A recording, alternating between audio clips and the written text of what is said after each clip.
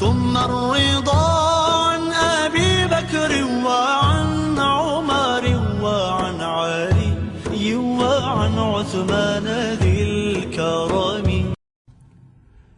پھر امام بخاری نے تیسرے مقام پر دوبارہ تیسری بار روایت کی ہے، جلد 3 صفحہ 1155، کتاب الجزیہ باب اخراج الجہود من جزیرۃ العرب، حدیث نمبر 2997، الگ روایت سے حدثنا محمد حدثنا ابن عیینہ عن سلیمان بن ابی مسلم الاحول سامع سعید بن جبیر سامع ابن عباس رضی اللہ تعالیٰ عنہما، اسی طرح کہ جمعرات کے دن یہ واقعہ آیا.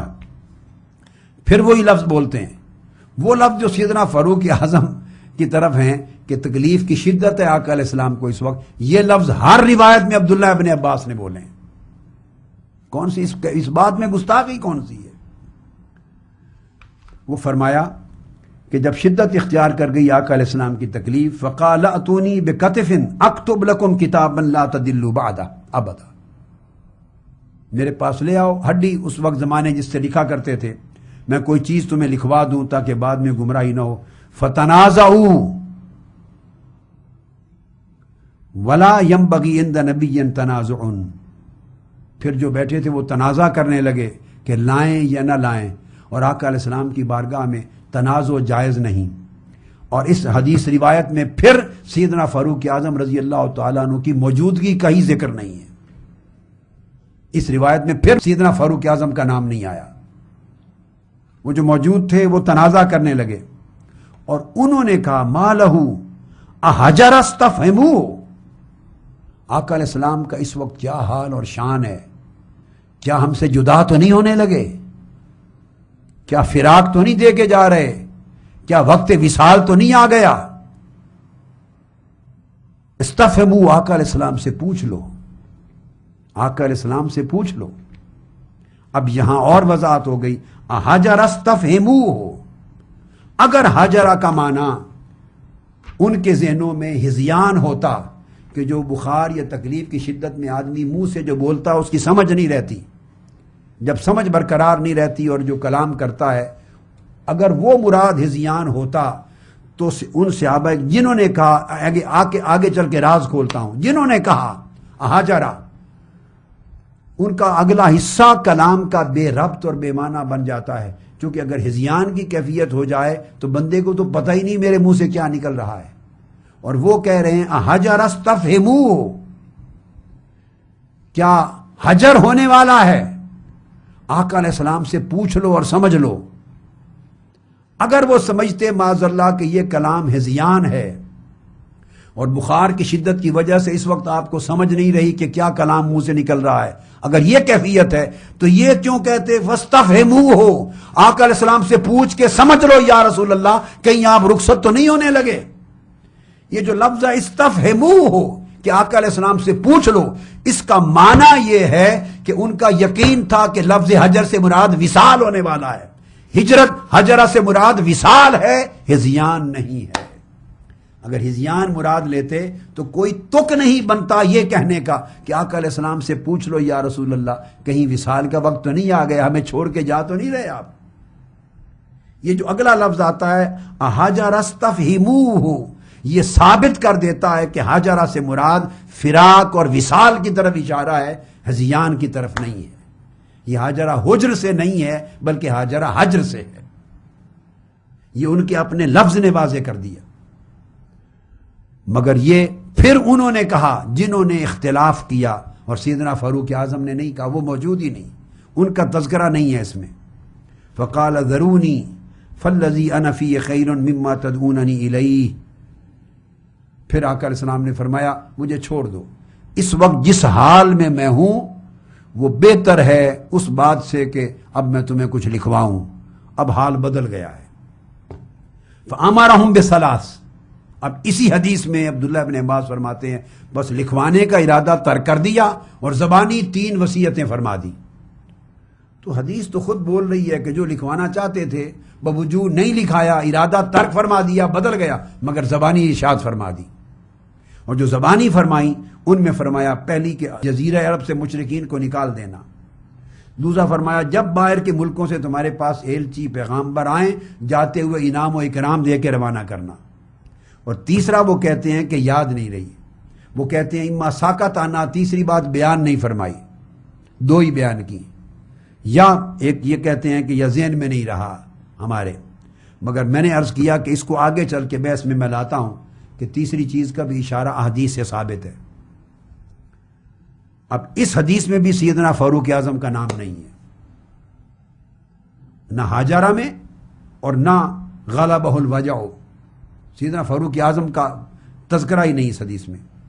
اب پھر چوتھی روایت لائے ہیں امام بخاری، جلد 4 صفحہ 1612 کتاب المغازی میں حضور کی مرض اور وفات کا تذکرہ ہے، حدیث نمبر ہے 4169۔ اب اس حدیث میں نئی سند کے ساتھ اور اس میں پھر سیدنا فاروق اعظم کی موجودگی کا بھی ذکر نہیں ہے، آپ اندازہ کر لیں۔ لفظ موجود ہیں، اختلاف بھی ہوا ہے، نزاع بھی ہوا ہے، قد غلبہ الوجع بھی ہے، اب آگے یہاں اور چیز آ رہی ہے، مگر سیدنا فاروق اعظم کا تذکرہ نہیں ہے۔ اب وہ فرماتے ہیں کہ وفی البیت لما حضر رسول اللہ صلی اللہ علیہ وآلہ وسلم، وفی البیت رجال، لوگ موجود تھے آقا علیہ السلام کے وصال سے قبل مقام پر۔ آقا علیہ السلام نے فرمایا ہلموا اکتب لکم کتابا لا تضلوا بعدہ، وہی منگوایا کہ میں کچھ لکھ دوں۔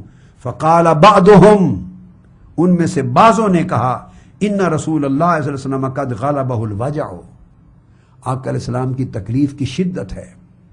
اب یہ حدیث واضح طور پہ بتا رہی ہے کہ کسی ایک نے نہیں، اس چیز کا ادراک اور احساس کئی لوگوں نے کیا، اور کئیوں نے کہا کہ آقا علیہ السلام نے فرما تو دیا مگر آپ شدت کی تکلیف میں ہیں، آپ کو تکلیف ہوگی، کوئی چیز لکھوانے بیٹھ جائیں گے تو تکلیف کی مرض کی شدت ہے، آپ کو تکلیف ہوگی، طبع نازک پہ بوجھ ہوگا۔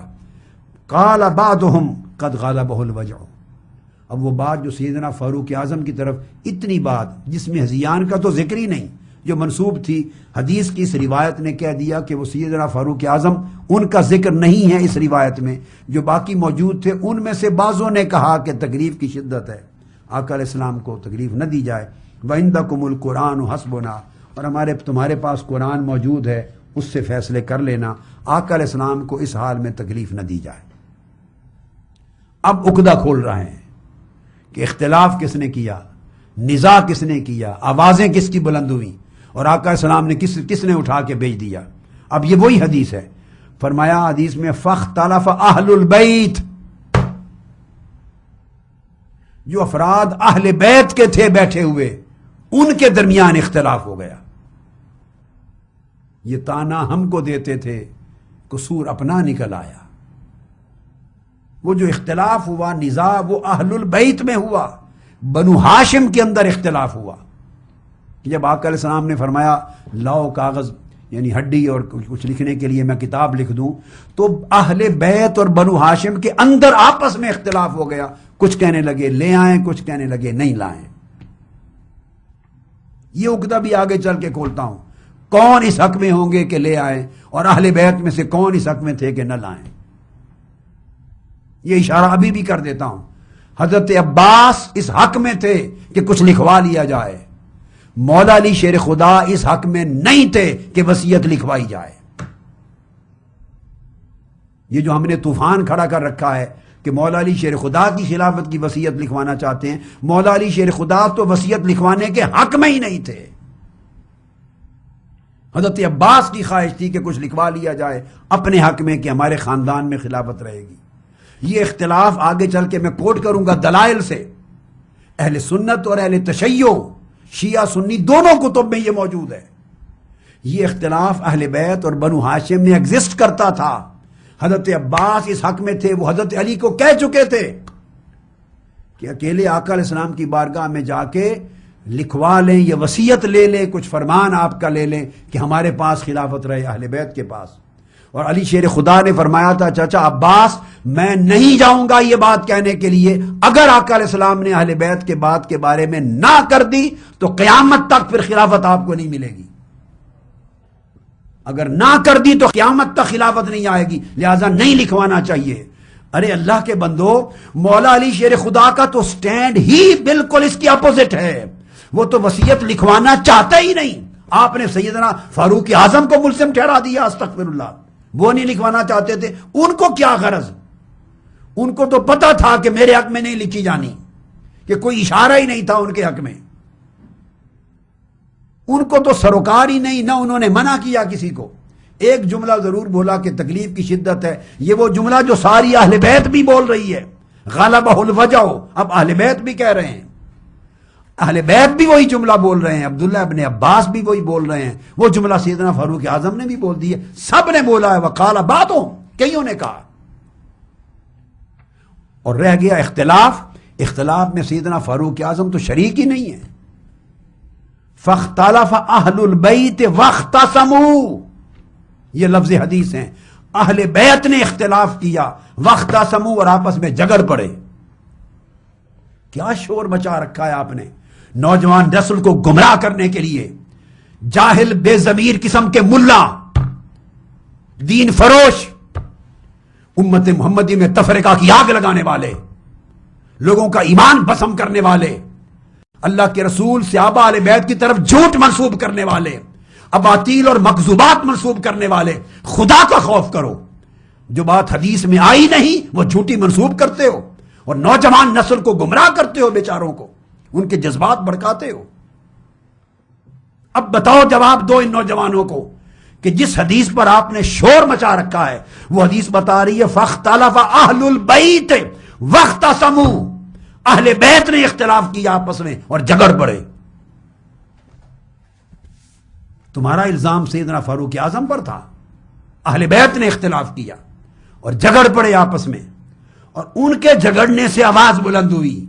اہل بیت کے باہمی اختلاف اور نزاع سے ان کی آواز بلند ہوئی تو آقا نے فرمایا چھوڑ کے چلے جاؤ. تو ذمہ دار تو بنو ہاشم بنے. اگر آپ نے اس کو منفی رنگ دینا ہے تو یہ رنگ تو یوں بنے گا. میں تو ان کے اختلاف کو بھی گستاخی نہیں سمجھتا. آواز بلند ہونا، جب 4-5 آدمی گفتگو کر رہے ہوں تو ہلکی سی آواز اونچی ہو ہی جاتی ہے. وہ ارادہ گستاخی سے نہیں تھی، چونکہ کچھ کہہ رہے تھے لائیں لکھوا لیں، کچھ کہہ رہے تھے نہ لائیں. غالباً نہ لانے والوں میں سیدنا علی شیر خدا تھے.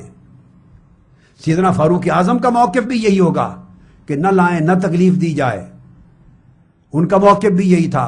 تو آپس میں اہل بیت میں بنو ہاشم میں اختلاف ہو رہا تھا، وہ جھگڑ رہے تھے، آوازیں ان کی بلند ہوئی. آقا علیہ السلام نے فرمایا چلے جاؤ. الزام فاروق اعظم کے کندھوں پہ ڈال دیا لا کر آپ نے. صدیاں گزر گئی، ایک ہنگامہ کھڑا کر رکھا ہے. آگے لفظ ہیں فَمِنْهُمْ مَنْ يَقُولُ قَرِّبُوا يَكْتُبُ لَكُمْ كِتَابًا لَا تَضِلُّوا بَعْدَهُ. اہل بیت میں سے ہی فاختلف اہل البیت واختصموا، اہل بیت میں اختلاف ہوا، وہ آپس میں جھگڑ پڑے. فَمِنْهُمْ، اور اہل بیت میں سے کچھ لوگ کہنے لگے لے آؤ کتاب کو، کاغذ کو، ہڈی کو قریب رکھ دو آقا علیہ السلام کے، یکتب لکم، حضور لکھوا دیں گے. وَمِنْهُمْ، اور اہل بیت میں سے ہی کچھ کہنے لگے من یقول غیر ذالک، کچھ دوسری بات کہنے لگے کہ نہ لاؤ، آقا علیہ السلام کو تکلیف کی شدت ہے، آپ کو تکلیف ہوگی. یہ اہل بیت میں اختلاف ہو گیا. فلما اکثر اللغو والاختلاف، جب اہل بیت اور بنو ہاشم کے درمیان اختلاف اور تنازع کے نتیجے میں آوازیں بلند ہوئیں، اور اختلاف کے نتیجے میں اہل بیت کی آوازیں بلند ہوئیں، تو قال رسول اللہ صلی اللہ علیہ وسلم قوموا، اٹھ کے چلے جاؤ. یہ سارا قصہ پلٹ کے جن کی خاطر شور مچا رکھا تھا ان کے گلے میں پڑ گیا. نہ وہ بے ادب تھے، نہ یہ بے ادب تھے، نہ انہوں نے گستاخی کی، نہ انہوں نے گستاخی کی. اس کے اوپر میں ذرا آگے چل کے کروں، ابھی تو میں صرف حدیث کا متن سنا رہا ہوں آپ کو. میں ایک ایک نقطے کو لو کر پھر احادیث اور مبارکہ اور آثار کے ساتھ ایک ایک شے کی وضاحت کروں گا، آیات قرآنی اور کے ساتھ، کہ کوئی عمل گستاخی کا نہیں تھا، یہ فطری عمل ہے. آپ بادشاہ لوگ ہیں، ایسے اچھال کے پتہ نہیں کیا کا کیا سما ایک داستان بنا دیتے، ہر واقعے کو کربلا بنا دیتے ہیں اٹھا کر. آپ شور شرابہ کھڑے کرنے کی ایسی عادت بن گئی. نیچرل طریقوں سے چیزوں کو لیتے ہیں، انالیسس کرتے ہیں، ایک دانش مند عقل مند آدمی کی طرح حالات کو دیکھتے ہیں. تو جب اختلاف اہل بیت کے مابین بڑھا تو آپ نے اٹھایا بھیج دیا چلے گا. یہ واقعہ ہوا.